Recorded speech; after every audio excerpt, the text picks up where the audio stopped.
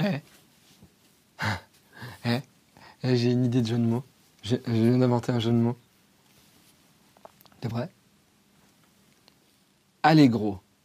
Eh ben, il a qu'à moins manger. Ah C'est drôle, hein? Non, j'ai fait mon rire de politesse, en fait. C'est quoi? C'est un rire de politesse aussi. C'est quoi, ça? Ça, c'est une baffe de politesse.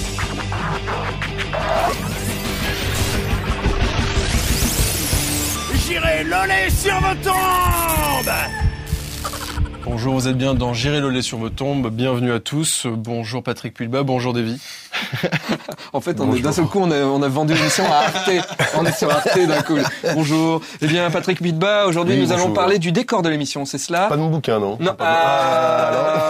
Juste après. On va parler de Tron. Je ne sais pas si on dit Tron ou Tron. Je crois que c'est plutôt Tron. Parce que Tron, ça n'a pas fait plaisir à certaines personnes. On va parler également du jeu vidéo Little Big Planet qui sort cette semaine. On va parler de Patrick Pulba, ta carrière, ce que tu as fait pour la France. Et le retour. Ce que j'ai fait pour la France. Quelque part, tu as fait pour la France, sinon on ne serait pas là, je pense. C'est vrai. Et surtout, le retour avec les mystères de l'amour et tes projets futurs. Bien. Tout de suite, Bon je pense qu'on peut se retourner vers Big John et lui proposer instamment un jingle. Comment tu vas, Big John? Film! Alors, Tron, toi, t'as vu le premier Tron d'il y a très longtemps. Il y a 1000 ans.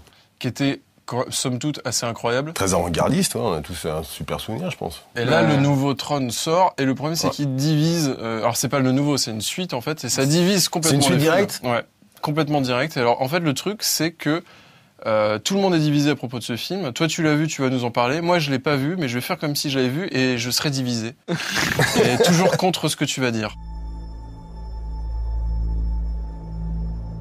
Je t'avais promis que si un jour j'apprenais quoi que ce soit sur ton père, tu serais le premier à le savoir, pas vrai?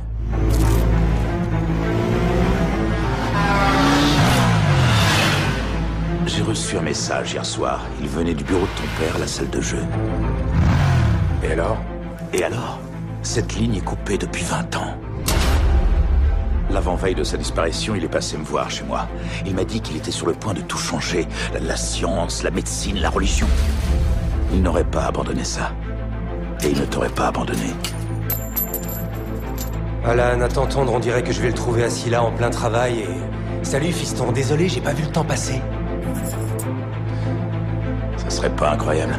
Alors, et franchement, même moi qui l'ai vu, je suis divisé. C'est-à-dire que j'ai vu le film. Alors effectivement, pour le scénario, c'est le fils du chercheur qui va... le fils, oui. Ok, je vais pas être trop divisé non plus. Sinon pas trop, sinon ça Si c'est une suite directe, moi je me souviens pas du premier, donc faut peut-être revoir le premier avant de se lancer il disparaît dans le jeu vidéo, je crois. Bah c'est ça. Et ben en fait, voilà, c'est le père qui dit à son fils, on se revoit tout à l'heure. Hein, je vais travailler. Et je reviens. Le gars me fait oui. Et puis 10-15 ans plus tard, le père il est jamais rentré à la maison. Et t'as le fils qui a grandi. Et la société de son père a été vendue à des gens, etc. Lui, il refuse un petit peu de rentrer dans l'entreprise. T'imagines, il est jeune, il est beau, il a une moto. Et oui. Et donc il est un peu rebelle, mais il est super fort en informatique. Et un jour, il reçoit un message et il rentre à nouveau dans la matrice, dans Tron. Et voilà. Et il découvre ce qui s'est passé, ce qui arrive à son père, etc. Alors, pourquoi je suis divisé? Parce que le film est super beau, les trucages sont hyper classe, voilà, les scènes d'action, elles pètent sa mère, j'ai envie de dire. Ou son père. En famille, quoi. Voilà, il pète en famille. C'est la classe, mais... Tu sens dans le film qu'ils se sont dit, bon, alors qu'est-ce qui a marché là, ces dernières années? Alors Star Wars, c'est pas mal quand même. Ok, alors on va mettre un peu de Star Wars dedans. Ok, Matrix quand même, avec l'informatique, Tron, on est un peu obligé de faire du Matrix. Ok, Matrix. Et sinon, la Bible, ça marchait la Bible? Ouais, ça marchait. Ok, alors on va faire un truc avec le diable et puis Dieu. Ok, et ils mettent tout ça dans un film. Donc t'as tout. T'as du Matrix, du Star Wars, de la Bible et tout ça machin. T'as de la baston de malade. T'as beaucoup de scènes de dialogue un petit peu chiantes. Apparemment, ça alterne beaucoup entre scènes de dialogue et scènes d'action. Scènes de baston. Scènes de dialogue, scènes de baston. Et au final, même si c'est beau, etc., et je peux pas dire que je me sois emmerdé en regardant le film, au final, je trouve que le film manque d'âme. Manque un peu de fond. Ben voilà, c'est-à-dire que t'es là, tu fais ah ouais. Et puis quand c'est fini, tu fais mais est-ce que j'ai aimé Est-ce ouais, voilà. Est-ce que ça m'a donné Qu'est-ce qu'on mange? Et ouais, voilà. Est-ce que j'ai eu tout ce que je voulais voir? Je suis pas sûr. Mais j'ai David Bramy qui est journaliste à Geek le Mag, qu'on embrasse s'il nous entend, m'a dit c'est le film que j'attendais. Enfin, il a été mais époustouflé par le film du début à la fin. Sur 5 bouteilles de soja, tu donnes combien? 5 bouteilles Ouais. de soja? Ouais. Je pense que la personne qui monte l'émission va rigoler pour chercher des bouteilles de soja sur Internet. Ouais. Eh bien, donc je vais dire 0, comme ça il sera pas emmerdé. Ah, tu mets 0 bouteille de soja? Non, j'en mets 2. 2? Mais sur combien? Sur 5. Ah, Ouais. c'est bien. C'est ouais. Bon, Tron, pourquoi pas? Ok. Pourquoi pas? Pourquoi pas? Alors ça sort quand? Ça sort là maintenant, tu sais, cette semaine. C'est cette semaine Ça que- sort cette C'est semaine. cette semaine, tu sais, fin janvier. Là, tout de suite maintenant. Là, tout de suite quoi. maintenant. C'est je sors, je peux aller le voir. Voilà, Exactement. tout à fait. Tu es habitué à la télé, que ça, c'est un petit peu décalé, mais enfin. Non, dès qu'il y a Mac, là. j'en ai calé, mais Ouais, j'en ai ouais, l'habitude. voilà. Donc, nous recevons Patrick Puydebas. Parlons télé, parce que je pense que t'as fait quand même vivre la télé française quand même depuis pas mal de temps. Mais la télé m'a pas fait vivre. C'est C'est pas vrai juste, hein. C'est vrai? C'est injuste. Non, Alors- j'ai un jeu de mots. Merde, je Attends, t'imaginais on repart dans le Ah, passé. Ça, c'est le passé, d'accord. Ça Comment suce toujours, ouais. comment en es-tu arrivé à bosser sur Hélène et les garçons? Enfin, comment c'est arrivé? Qu'est-ce que casting? Je sais pas. Casting. Casting. Un parcours classique. T'avais Je fait- gérais dans les cours Florent et puis depuis quelques mois seulement. J'aurais mieux fait d'y rester un petit peu plus d'ailleurs. Ça m'a évité de faire mes classes devant 6 millions de téléspectateurs. Parce que la punition a été dure, ça s'appelle la double peine. Tu vois. Et voilà, c'était un casting et puis en plus c'était le premier donc. Ok, comme ça. Et genre, paf. bam, Et t'avais déjà les cheveux longs? Non. Non? Non. Alors moi j'ai vu que Tu vois, j'ai t'étais- 39 ans, j'ai eu les cheveux longs 3 ans dans ma vie, on parle que de ça. C'est un peu chiant, non? Et si on parlait de cheveux tous les deux, David, moi Alors, Eh bien, t'es sûr, tu veux vraiment qu'on parle de cheveux? crois-moi, j'aurais pas grand-chose à dire.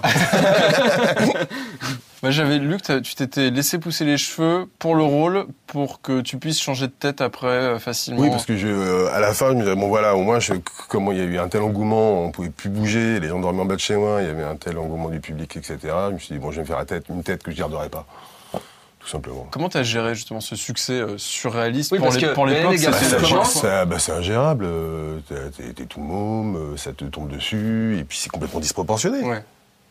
Encore, je sais pas si c'était un truc comme, je sais pas, les mômes de Twilight ou des choses comme ça, qui sont super encadrés dans les Ouais. grosses productions. Bon, nous, c'était pas le cas. c'était Il y pas avait un prévu. encadrement, il y avait un encadrement quand on avait des choses à faire médiatiquement, le MIP TV à Cannes, quelques représentations, etc., où on était encadré évidemment par une équipe.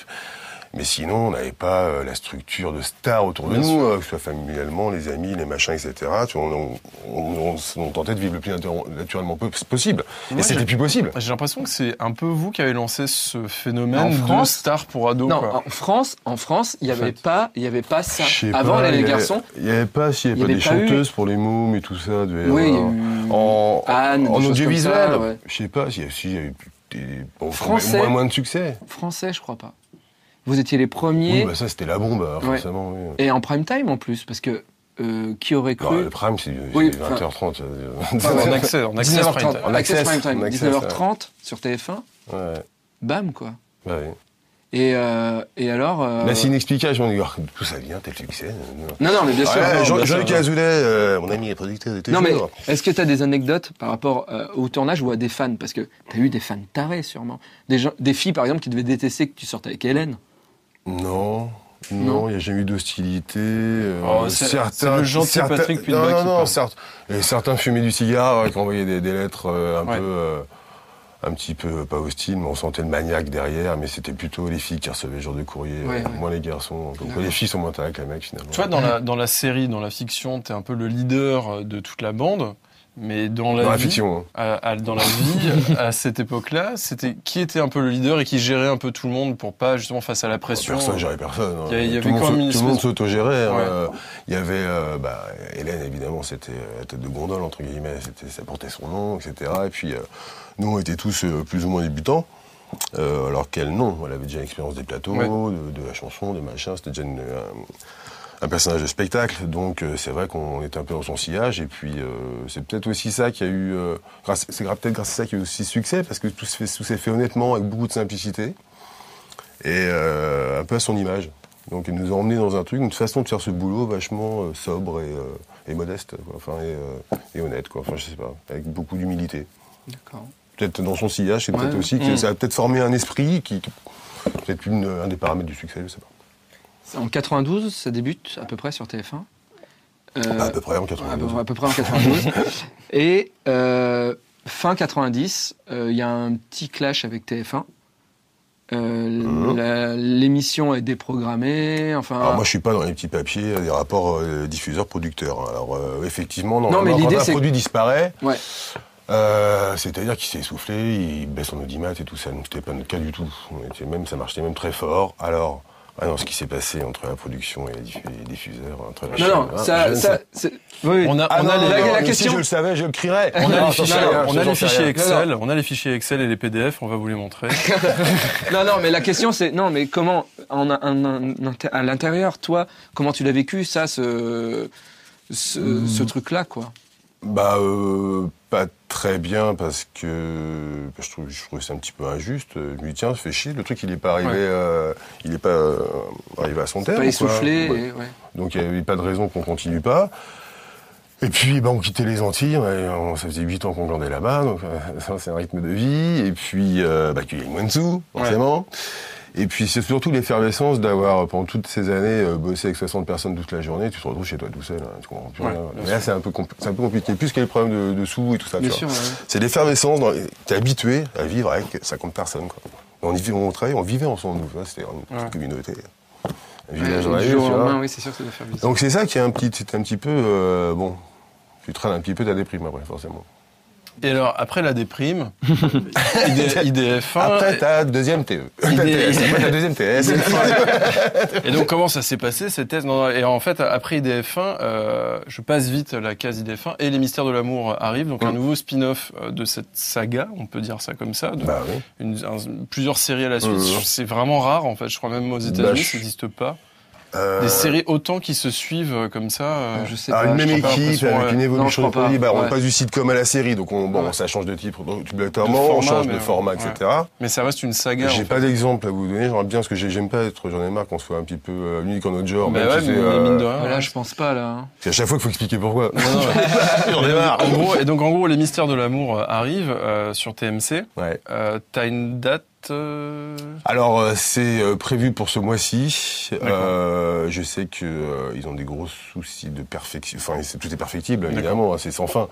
Mais ils ont vraiment envie de mettre toutes les choses de notre côté. Comment ça s'est passé? Donc il y a encore on va dire des petites choses qui s'arrangent en montage, en point de montage, en réglage, en étalonnage, tout ce que vous voulez. Comment ça s'est passé la création de ce nouveau spin-off au niveau prod? Alors ça s'appelle Les Mystères de l'amour. Ouais. C'est toi qui as l'origine de ce truc-là. Ah non, mais je suis pas... il me semble que c'est toi qui as soufflé l'idée. Je rentrais d'un long voyage en Indonésie, et puis je voulais plus travailler sur IDF1, parce que c'est une ligne éditoriale sur laquelle j'avais plus rien à apprendre, ça m'amusait plus, c'était plus nouveau, donc voilà. Et puis, faut bien travailler, et la fiction me manquait, moi, et puis je me suis dit, quitte à faire de la fiction, autant de bosser avec ses potes, etc. Donc j'ai soufflé l'idée à Jean-Luc, je me suis dit, c'est quand même dommage. Je lui ai rappelé, donc l'anecdote, juste citée, qu'on n'était pas parti faute d'audimat, et qu'il y avait peut-être un comeback, ça se jouait peut-être au bon moment, que c'était trop tôt, ça aurait rien donné, trop tard, ça ne donnerait plus rien. Je pensais opportun de le faire maintenant. Force de tous ces arguments, il a trouvé ça opportun, puis voilà, c'est parti comme ça. D'accord. Donc Jean-Luc, c'est Jean-Luc Azoulay, oui. Le A de AB, qui est le scénariste de la série, producteur, etc. Qui a fait un nombre incalculable de scénarios. C'est impressionnant. Oui, parce qu'il n'a pas que Hélène et le garçon, il avait Premier baiser, je crois qu'il n'écrivait pas tout, il avait plusieurs auteurs, mais il corrigeait tout, il co-signait beaucoup, donc... Oui, il écrivait intégralement aussi. Et du coup, on est allé filmer toute l'équipe qui s'est reformée pour Les Mystères de l'amour. On a j'étais là. Quelques personnes, quelques-uns de tes potes devant la caméra, et on a Monsieur Azoulay aussi. Qui était la voix. Et qui a répondu à un mystère que je me posais depuis des années. Qui fait la voix de Sahara, le dromadaire extraterrestre? Il y répond là.